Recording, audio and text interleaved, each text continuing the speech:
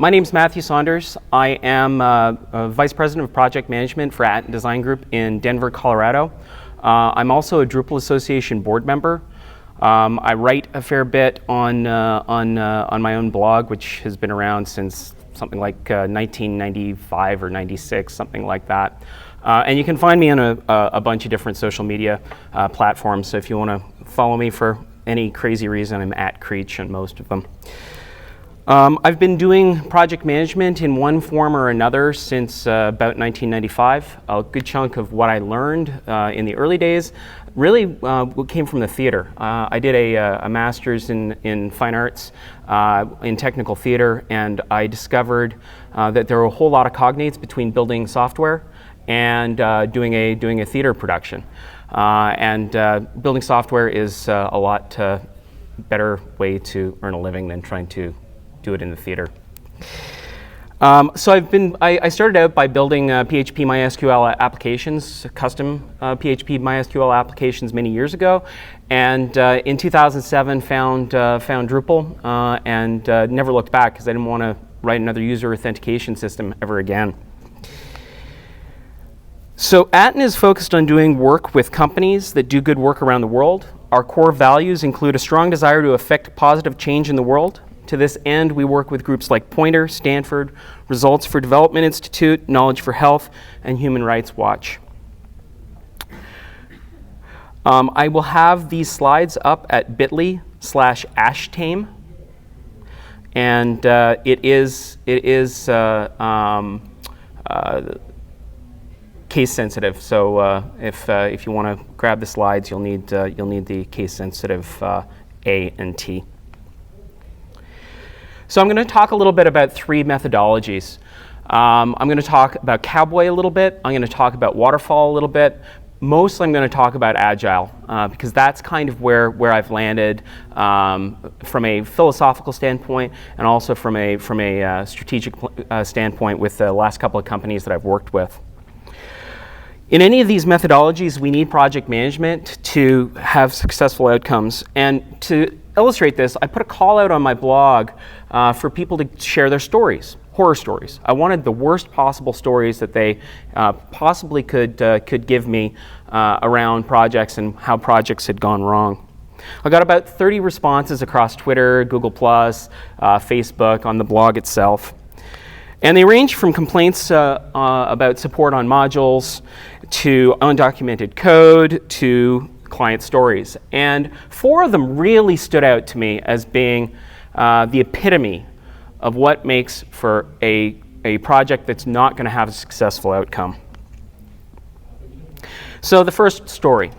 I had a client a couple of months ago call me at 6:30 in the morning, yelling and screaming because his site had been down for over an hour. I drag myself out of bed, get to the computer, and his site comes right up. I told him to try to get on Google. And guess what? According to him, Google was down too.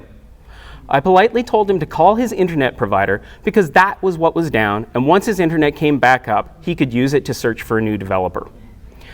Now, I think sadly this is pretty common, and this actually illustrates that the developer was on the wrong side of the fence on this. The developer should have been thinking to themselves, I've got a panicked client who's scared and they don't understand what's going on, and rather than show empathy and listen, they basically said screw off, destroying a relationship. Both developers and clients need to be active listeners. It's really, really important. I had a project that had multiple decision makers. They wouldn't move forward unless they all agreed on any one point, and they couldn't agree on anything.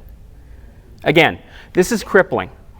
And when you start working with a client initially, you need to make sure that there's a single point of contact, one person who can ultimately make decisions, 2 at most, because at the end of the day, if you're trying to do things in a way where lots of people have to all have buy-in, you're never going to get the project done. It's going to drag on forever. And the fact is that even if you're doing no active development, no planning, there's a cost to allowing a project to go on longer than your original plan, because it impacts other projects. They start to line up against one another, and you end up in a scheduling nightmare. All right, third story. I met a drunk guy. Oh, you make sites? Let's make something like Facebook and earn a lot of money. I'll come up with ideas and you make it. You know, if me, got any suggestions? Yeah, we need to make something like Facebook so we'll be rich. You go make it. Again, I think it's important to note that there are bad clients. And before you get into bed with a client, you should really be vetting them, making sure that they're suitable, that there's a good match. You're interviewing the client just as much as they're interviewing you when you go through the sales process. And if there are red flags, you should feel like you can walk away. You should feel like you don't have to take a bad client. And in very, very rare cases, you should feel like you can actually fire a client if they turn out to be really, really awful. I had a client who didn't know what they wanted. They spent endless hours in meetings with you, throwing ideas around. And then despite warnings that they are burning their contracted hours, insist that they shouldn't have to pay because there isn't a site yet. How many of you have found yourself in that situation? Yeah. It stinks. And I think this comes back to the notion of setting up expectations at the very beginning of the project. Having schedules, having milestones, and making sure that the client understands that they're just as responsible for milestones as you are. And here's the last of these 4 stories. I had a client who didn't know what they wanted. They spent, we already did this one. All right, so this comes down to a lack of planning, communication, process, focus, and cultural differences. Remember, we live in one culture. Our clients almost certainly live in another culture, even though we all are in the United States. We live in a world of IRC and ticket queues and terms like Agile and time box and so forth. That's not their business. They don't understand any of that. So a big part of what we need to be doing is communicating to them what these things mean so we have a common place, a common ground to work against. This whole situation, if you don't deal with it, make for nightmares for all of us, our partners, internal and external. They bring us to an open-sourced Arkham. And we feel like we're being drawn into an H.P. Lovecraft novel. We look into the darkness, and we can see the call of Cthulhu. You might find this familiar. This is the emotional state that you find yourself in when a client is throwing around different contrib modules that you know will not work. The place where the client assumes that something's easy or won't take much time, but this is never true. It's the place where you wonder if you'll ever be able to build something when you realize the project is in a constant state of flux. Change is normal now. Predictability is evaporated. Our job is to communicate, to translate, to mediate. It's to unblock. It's to bring calm from chaos. It's to make everybody else's jobs easier. It's to simplify the complex. And when we're successful, everything's going so smoothly that people might say, why do we need project managers? Don't be fooled by that. We're the cat herder, but not of just developers and themers. Often we think of ourselves that way. We are also responsible for our clients, for our stakeholders. We have to keep the communication running, keep the ducks in a row, and above all else, we have to avoid our team getting distracted by shiny things. How many of you in the middle of a development cycle have had a client say, hey, can you just add this one little thing? It's going to make everything so much better. Anybody? Right? Yeah. So there are 5 lethal words that come in, and that is, how hard can that be? One little thing, maybe not so hard. 5 little things? 50 little things? It's terrible. So all of this requires strong communication, and you're going to hear me talk about communication, communication, communication, because 90% of project management is communication. So I've got a question for all of you. Why are manhole covers round and really heavy? Anybody know? No? So a circle can't fall into itself. So a manhole cover can't fall, even if it becomes dislodged, can't fall down, can't fall into the hole itself. And they're really heavy because you don't want people moving them off and falling down the hole. I think of project management as being our version of a manhole cover. We need to be, we need to make sure that our teams are not putting themselves at peril and our clients aren't putting themselves at peril. So there are three methodologies, like I talked about, that I'm going to discuss a little bit during this presentation. I've used them all at various times in my career with varying degrees of success. They're Cowboy, also sometimes known as Extreme, Waterfall, and a more agile methodology. Cowboy can be extremely unpredictable, but it is fast. There needs to be a great deal of trust between stakeholders and developers. The problem is that it can lead to miscommunication very easily, miscommunication of expectations really easily. I worked for Examiner.com for 2.5 years. I was brought on board to shepherd the migration from Cold Fusion to Drupal 7. It was not just a redesign, but a migration of what would become 7 million nodes across multiple media types, 200,000 users, and all of it needed to happen in a very seamless way for both the writers on Examiner and also for the users on Examiner. Examiner at the time had somewhere in the neighborhood of 3,000 active authors on the site.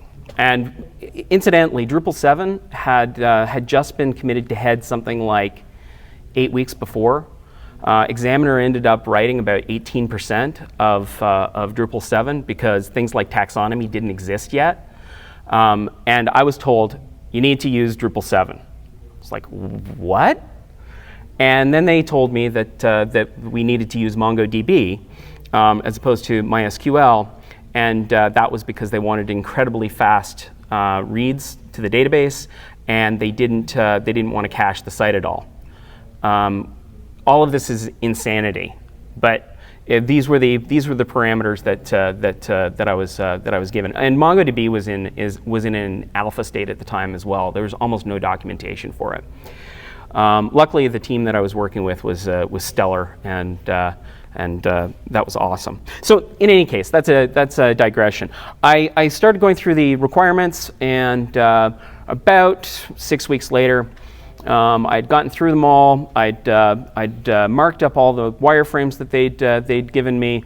I had gone through the process of Gantt charting the whole thing, figuring out what all the dependencies were, and I was really stoked. I had a plan that was going to work. I knew that we could execute on it. I knew that we had the right team for it. So I called together my bosses, and we met in the boardroom, and I said, I've got amazing news. And I pulled out the Gantt chart, which was about the size of this door, and started to talk them through what the plan was. And I heard a at the back of the room, and one of my bosses said, how long is it going to take? And I said, well, it looks like it's about 18 months. It's going to take about 18 months to do this. And it was silence. And then there was another little voice at the back of the room. That's just not acceptable. And I had not been given any expectations around the length of time that we had or anything like that, but I did know that they wanted a fairly aggressive timeline. So I said, well, how fast do you need it to be done? And I was told 7 to 9 months. What I said at that point was, we need to throw all these requirements away, because the requirements are extremely un-Drupal-y. You're not asking for us to take advantage of anything that Drupal does naturally. We could do it this way if you want, but it's going to take a whole lot more time because we're not leveraging Drupal for what Drupal does well. You got to trust me. We'll get it done. It's not going to be what you expect it to be, but it will be. We will launch in 7 to 9 months, and it will do what you need it to do. And we did. We launched at just about the 9th month. There were some oddities, like we were using Cold Fusion still for the authoring system until we could bring that up to speed and move that over into Drupal. There were all sorts of crazy things that we did to make it work, but we made it work. Cowboy, in situations like that, is really effective and can be really a very good way of doing things. But again, the level of trust between you and the stakeholders has to be extremely high. Waterfall sacrifices speed for predictability. It's much slower, and it means that you're doing a ton of planning up front. My work a number of years ago, when I was doing the work of building custom PHP MySQL applications, almost entirely was Waterfall, because we needed to figure out tons of stuff like database schemas and so forth prior to starting to build, in order to make sure that when we built something that it was recognizable as a digital experience. Who here has worked in Waterfall? Does everybody know what Waterfall is? Yeah, okay. So has anybody worked on a project where you had a fixed scope and a fixed budget? Or you were told that you had a fixed scope and a fixed budget? Yeah? Has anybody actually worked on a project that had a fixed scope? No. Waterfall, I believe in its pure state, is a pipe dream. I don't believe it exists, and I think that it sets everybody up for missed expectations all across the board. It is quite possibly the worst way of building software. It's a great way to build bridges, but it's a terrible way to build software. Another problem with Waterfall is that it often dictates the requirements. And because the requirements are dictated, our developers become order takers. And that can make them feel a little better than folks flipping burgers at Burger King, because they're not being engaged in a creative way. They're being told, this is how you need to do it. Scope often shifts anyway in Waterfall projects. So I feel like we, as a community, need to sort of sweep that off the table and accept the fact that Waterfall simply doesn't work. There can be a tendency in Waterfall for a client to want you to hurry up. While all that planning is going on at the very beginning, nothing's getting built, and they get antsy, and they can push you to start building before you're ready to build, and that can lead to disasters. So I think rather than fight change, we need to embrace it. Agile requires that we weave, we move, that we're flexible. There is predictability. People believe that there isn't predictability in Agile, but there is within each single time box that you're working within. So an Agile process requires that you have defined time boxes, iterative development methods, that it's incremental, that requirements are collaborative and solutions are collaborative, that you're flexible and responsive to change. And probably the most important element here is self-organizing teams. Let your teams figure out how to do things the best way possible. So let's talk about some terms, just so we're all on the same page. A time box. A time box does not refer to a ship that can move through space and time. Time boxing is a way to contain risk. By putting constraints around a period of time, you can estimate things better because you're chunking things out in smaller bits. A time box defines a period in which you complete a set of tasks. A sprint comprises planning what stories you're going to do in a time box, doing that, coding those stories up, and delivering them to your stakeholder for testing. An epic is an overall deliverable or large feature that may span over multiple sprints, may span over multiple time boxes. A user story is a way to define user experiences. So for example, you might have a user story in Drupal core, which is, as an anonymous user, I want to log on to the site. Or you may have a forum site where you want a basic story that is, as a member, I want to post to a user forum. The reason that stories are simple is so your clients, your stakeholders, have a really good way of understanding what it is that you're trying to achieve. And this is really important when you get to the point where you're going into user acceptance testing. You want things that your clients can sign off on. You don't want things to be unclear. You want them to be absolutely crystal clear and easy. You want it to be easy for them to sign off on things, because once they get into the habit of doing that, they keep doing it. Scrum. Every day, you meet with your team, and your team, it's 5 to 10 minutes, and you discuss what you've done the last 24 hours. You discuss what you're going to do today, and you talk about any blockers that you've got. And if you've got blockers, then you figure out who can unblock those blockers, and you get those people together outside of the Scrum meeting. The idea is to just very quickly get a pulse with everybody else.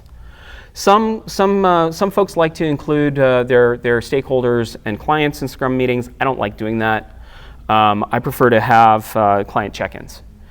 I do a client check-in once a week, again, 5 to 10 minutes, and I let them know what it is that we're up to, what we're working on, if there are any issues that we're having, and I take that time to also plan with them what they should expect over the next week. And that if there needs to be meetings around something like, say, wireframes or comps, or if we're coming up to user acceptance, what they should be expecting during that period of time. So our teams should be flat. There shouldn't be hierarchy around the teams. And I'll talk a little bit around hierarchy in a bit. But if they're not flat and you've got a single person who's your decision maker, we tend to make mistakes, and we don't want to do that. We want to make sure that we're collectively using the best possible information from all the people on the team, whether it's your project manager, whether it's a developer, a themer. Everybody has their own areas where they've got expertise, and everybody can contribute to a project. So the project managers at Atten are Scrum Masters. They lead our pointing process. So points are a way to describe how difficult a thing is. It's sort of a mixture of toughness and time. And I'm not really going to get into pointing. We could do a whole presentation on just how to point out different user stories. But you could think of it as just a way of estimating how long, how tough something is. They are the defense against distractions, and they help teams avoid making mistakes. They also manage the schedule, and that has to do with which stories get into which sprint. Your product or user experience people act as a communication conduit between business and development groups, and they also are typically the ones that write the stories to begin with. They own the backlog, which is all of the stories that aren't in a sprint yet. They own the personas, which are describing what the users are like. You could almost think of it as a user story for users. So you might have a e-learning system where you have a video platform, and you want to describe Susie, who is a university student who doesn't know a lot about the web, but wants to learn about how to engage in some kind of architectural process. Because as you can imagine, a girl who's 7 years old has a completely different view of the world and how the web works than a man who's 85 years old. And you're going to approach similar tasks in different ways to really focus in on what your users are going to be capable of doing. The product or UX person also clarifies business needs and does demos at the end. Developers self-organize the stories. So once they're handed the stories in a sprint, it's their job to figure out how to get them done. Don't get in their way. They should be the ones that figure out whether you're going to use a node queue or whether you're going to use some other, whether you're going to use a view, whether you're going to use draggable views and so forth. Let them be the ones to figure out how they want to approach a certain task. They communicate expectations about what can be completed in a sprint. So when they see the sprint, they should, right at the beginning, during the planning period, be able to go, whoa, whoa, whoa, that's way too much, and here are the reasons why. If we've done our jobs right, though, and we've pointed them right, it's pretty clear what can fit in and what can't fit in. And they define how business needs should be architected and executed. And then they execute on the work that they've been asked to do. So one of the things that Atten does, which isn't really Agile, is we set our projects up for success at the beginning by going through a information architecture and user experience phase with our clients. We use content audits to allow us to examine existing content and determine what needs to go, what needs to stay, what's missing. Often a client comes to you with an existing website and you realize that there's a huge opportunity that they're missing, and you need to define what that content will look like. We then go into content maps. Content maps are sort of like a text way to review what the architectural structure of something is going to be, but it's in a very friendly way that clients can understand. We don't go into field sets and widgets and so forth like that we will do later on in the process, but we don't want clients thinking in those terms at this point. We want them just thinking about how are we going to structure our content. We build sitemaps as text as well. We do not do any sitemaps that are sort of org chart style. Again, we want to be able to knock them out quick. These artifacts are disposable. We want them to get to the client in a very, very quick way, and we also don't want the client thinking a whole lot at this phase, again, about the actual site structure itself, like where things are going to be on pages. We want to be, we layer these things on top of one another to gain insight with the client as we're working.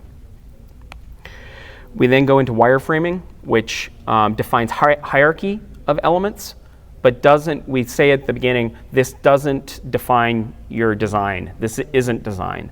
This is a way to talk about what is the most important in the page down to what's the least important in the page. And we use a tool called Axure for that, which is pretty nifty. And then we take those wireframes and we annotate them using user stories. And we write the user stories with the client. So they've got lots of buy-in around what those stories are. They understand what the stories are, and they understand from the get-go that these are their user acceptance tests. That at the end of each sprint, this is how they're going to define whether we've reached a victory state or not. And then finally, we do the Drupal architecture, which is for the developers to see what the different content types are, what we believe the vocabulary should be, those kinds of things.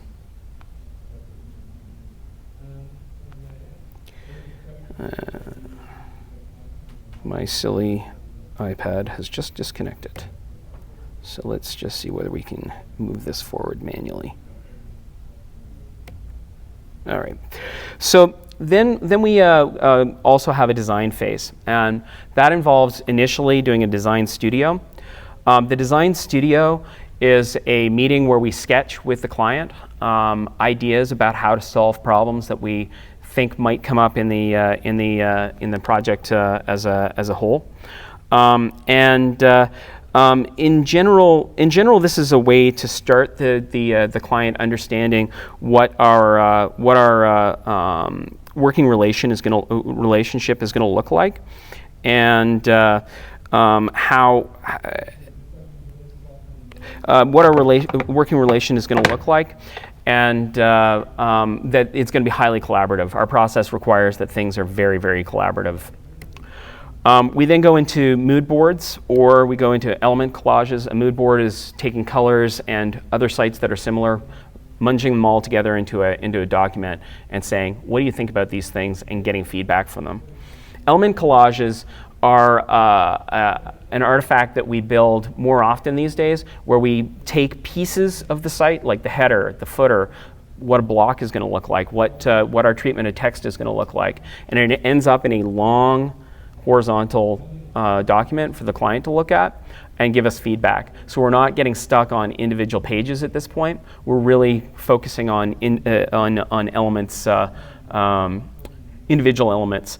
And we do it vertically, rather horizontally, because we found when we did them vertically to begin with, which is the traditional way of doing it, the clients would look at them and go, that's the weirdest web page I've ever seen. And we found when we moved it horizontally, it was just a complete mind shift because nobody builds a web page this wide. And then we go into comps or mock-ups, and those take elements from the element collage, and we iterate on that. Our process, we only do one design, and we don't say, okay, here are three options. What do you think? Because what we found is that when we do that, we end up with clients that want a Franken design, where they're taking elements from each of the designs, and it ends up not being as successful. So we go through multiple iterations on a single design until we're at a place where the client is feeling pretty happy about it. All right, let's talk a little bit about the sprint model. Once all of the artifacts to support sprints are completed, we go into 20-day sprints. We do 4-week sprints. The breakdown is 1 week of planning and organizing, taking the stories and the artifacts, figuring out how they're going to work together, and assigning them to a sprint, talking to the client about it, making sure that everybody's on board, making sure that what we've chosen for a sprint actually will result in workable software at the end, because we want them to be able to test and feel like there's progress being made in each and every sprint. We then go into 2 weeks of development. During that 2-week development period, the developers are doing nothing but thinking about that particular project. We avoid having them get distracted on other things. We act as basically defense through that period. So if the boss comes along and says, hey, Rob, I want you to take a look at such and such. Rob is in a position where he can say, you know what, you need to talk to Matthew about this. This is the project that I'm working on right now. And we've given ourselves in the company the permission to allow anybody in the company to do that. Again, this whole notion of having a very flat organization. And then we go into a week of user acceptance. And that week of user acceptance, the client is set loose on the site and has the list of user stories which define our victory state, and they go through each of the user stories, and they either accept it or they don't accept it. And usually when they don't accept something, it's because they're confused by it, or maybe there's a little bit of theming stuff that needs to happen around it.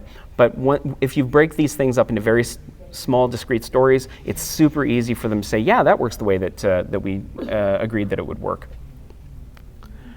At Atten, we use small teams. We have a team lead and developer, a back-end developer, and a front-end developer who work as a small team. And then there are floaters like myself across multiple projects, and we also have our UX team, which gets involved in internal testing as we go through a sprint. But they're assigned to all projects as well, and they float between those projects.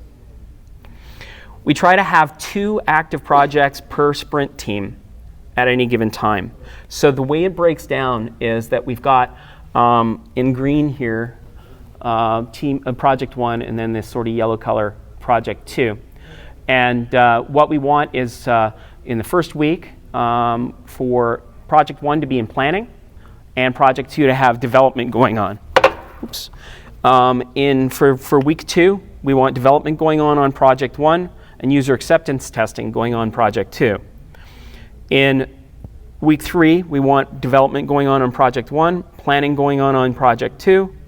And on week 4, we want UAT going on project 1 and development going on project 2. So the developers get into a cycle where they're doing 2 weeks of development on one project, 2 weeks of development on another, 2 weeks on, 2 weeks on, 2 weeks on. What we found is that we can reduce fatigue in terms of keeping people interested in what they're working on. With one project, it's too few. With more than 2, it's too many. But it also means that for clients, we have these breathing periods where we can plan and we can get UAT, and it gets into a really, really wonderful cycle that feels really good when it's working right. On the last day of any time box, we do a company-wide demonstration on what we've built. Why? Because that way the entire company knows the status of all the projects that we're working on.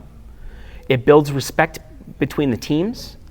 It also puts us in a place where the team is able to describe the challenges that they worked on in that time box, and those may be challenges that other teams are also facing. Or other teams may say, hey, wait a second, I see how you did that. In the next sprint, you might want to iterate and try adding these elements because it'll make the client's life easier for these reasons. So we want that communication to be going back and forth between all of our teams. We also do a retrospective meeting. That retrospective is with the team itself. We talk about what worked, what didn't work, how to make things better, and the project manager is tasked with making sure that those changes occur to improve our actual Agile process. So our Agile process itself is Agile. In the book Outliers, Malcolm Gladwell talks about a number of commercial flights back in the 90s that crashed.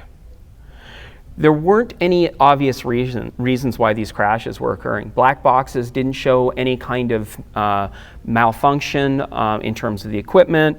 It didn't seem like there were any weather issues around these crashes, but there was a whole cluster of them. And it took some time for this to be sorted out. And what it turned out was that communication on airliners at that point was constrained by rules of social hierarchy.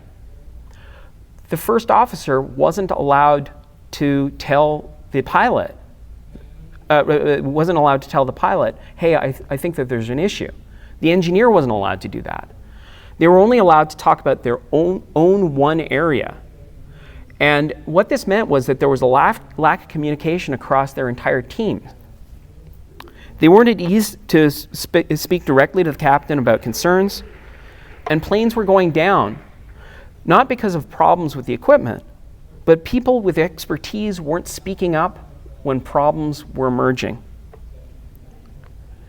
The strength of Agile is that we all have our areas of expertise, and we're not hierarchical.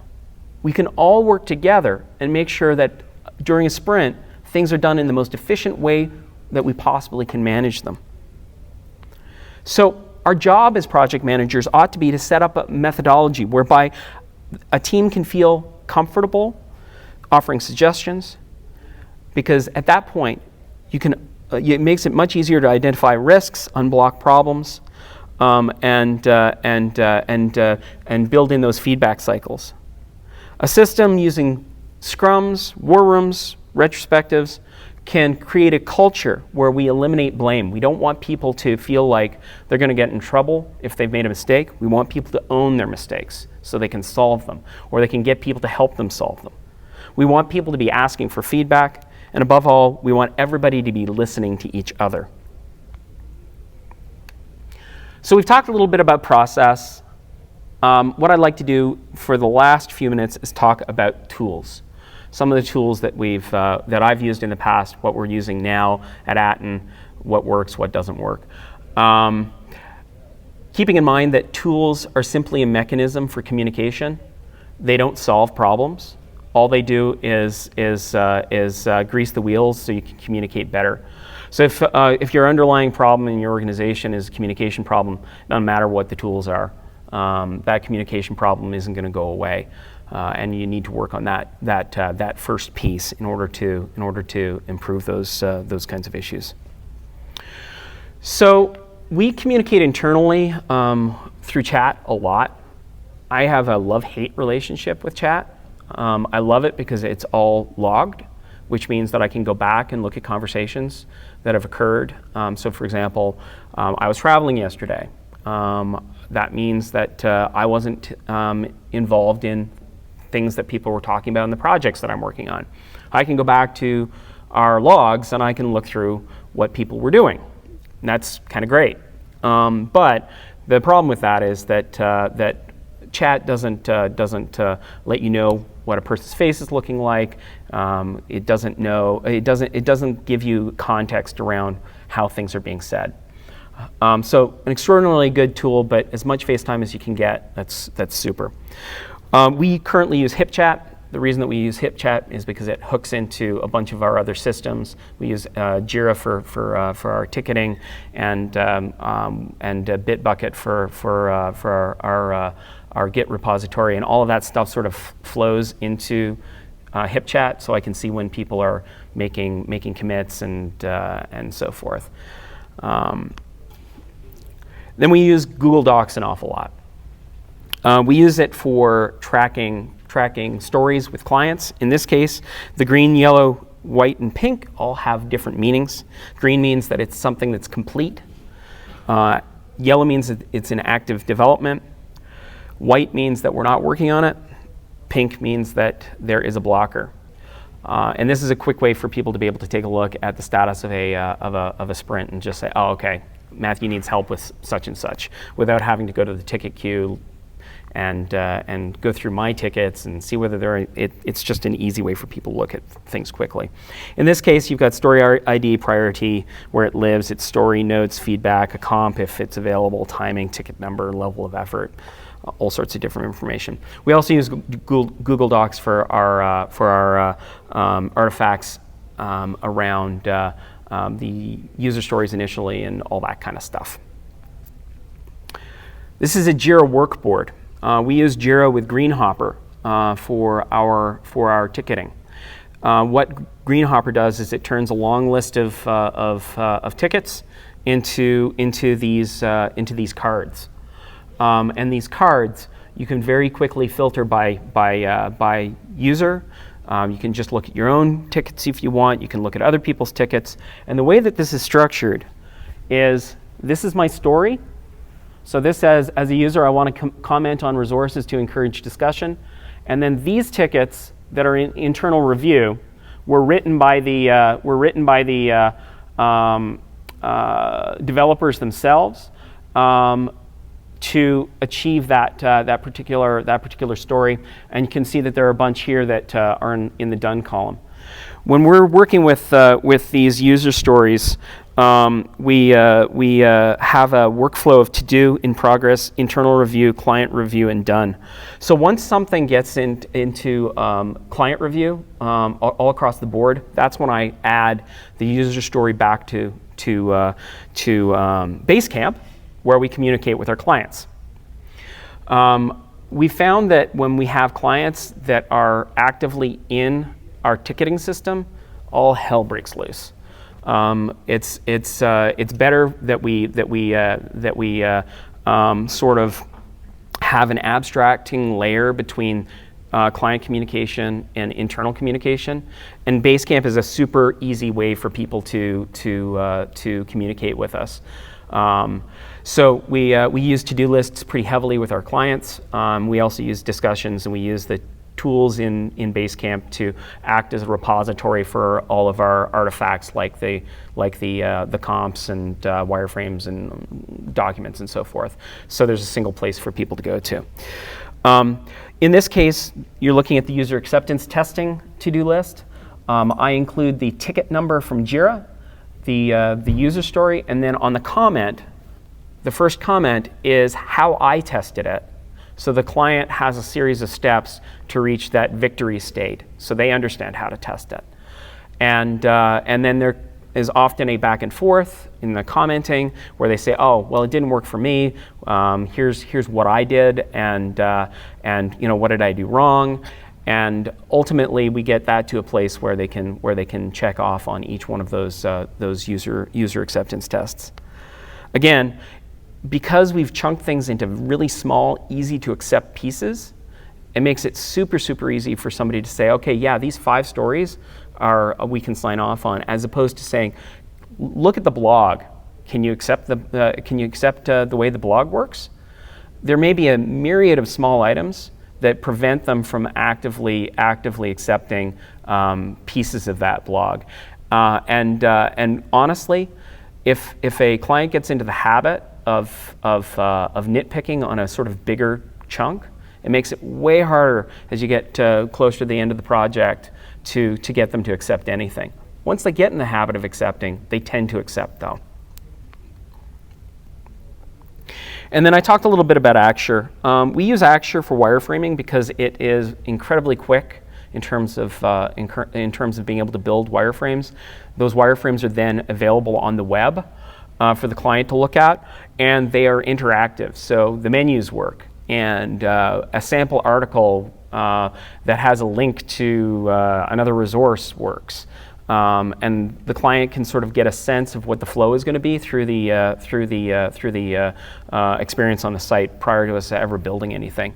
We found that to be incredibly useful. And what we'll do is we'll take the wireframes and we'll annotate those wireframes with the user stories, so everybody's clear on what user story goes with which piece of functionality. And we use Harvest for our booking of time. The reason that we use Harvest is because it's got great reporting tools in it. And what we do is we put into Harvest as all of the tasks in Harvest are each of the epics that we're working against in the project. And then our developers, themers, etc., tag it as this is a development effort against this epic, and this is what I did, and this is how long it took. I've used lots of different tools, Basecamp, Track for ticketing at times. I don't like Track that much, but it works. I've used Redmine and Chili Project, which are basically the same piece of software, just forked. It's a great open source solution if you're looking for an open source solution. We use Skitch. Some kind of Git repository, Drupal for different things like documentation, Jira. I use ScreenFlow for screen captures on my Mac a lot. So sometimes when I'm doing user acceptance testing, I'll do a quick screencast of what it is that I've done to reach a victory state. So the client has also a library of videos that become documentation. So that's another piece of the puzzle there. We use Google Hangouts a lot as well, all these tools, and Jenkins for doing deployments. All these tools kind of come together and make things simpler for us. But at the end of the day, it all comes back to communication. So, by adopting a more agile process, we found ourselves able to build working code way faster. We aren't overburdened by very specific requirements. We can focus on business needs, trusting that our development team is going to meet those business needs based on the stories that have been written, and that Scrum teams will deliver products that fit those needs that we have for our clients. In the end, it's made us faster. It's made us better at what we do, and it's made it so our clients just think that what we do and the process that they're engaged in is awesome. So thank you very much for your attention. And are there any questions? Yeah. You kept on saying the user story and your sprints and the user acceptance. If you have a quick user story as an example, can you just give me an example? Of a user story? Yeah. So a user story is a very short statement that talks about an actor, what it is that you want that actor to do, and what the outcome will be. So, for example, you could have a user story that is, as an anonymous user, I want to log into the site, or as a logged-in user, when I click on my dashboard, I want to see an overview of all of my content. They're very specific, very short, easy to sign off on, and in real English, because we want our clients to not be confused by sort of technical stuff. And the entire wireframing, after we've wireframed a site, everything in the wireframes end up getting chunked into user stories like that. What was the other thing that you were asking about? No, I think that was it. I mean, I was just curious because you said a sprint may have like 5 user stories. Yeah, a sprint could have way more than that. We're typically our teams end up with sprints that have 50 or 60 user stories that last for those 2 weeks. And then again, it's because they're small discrete chunks of ideas. Who else? I know that I saw more than just that one hand. Everybody had the exact same question. All right. Thank you so much. I appreciate your attention. I'll be around for the rest of today if you want to chat. If you want a business card, happy to give that to you. And thanks a lot. Enjoyed giving the talk.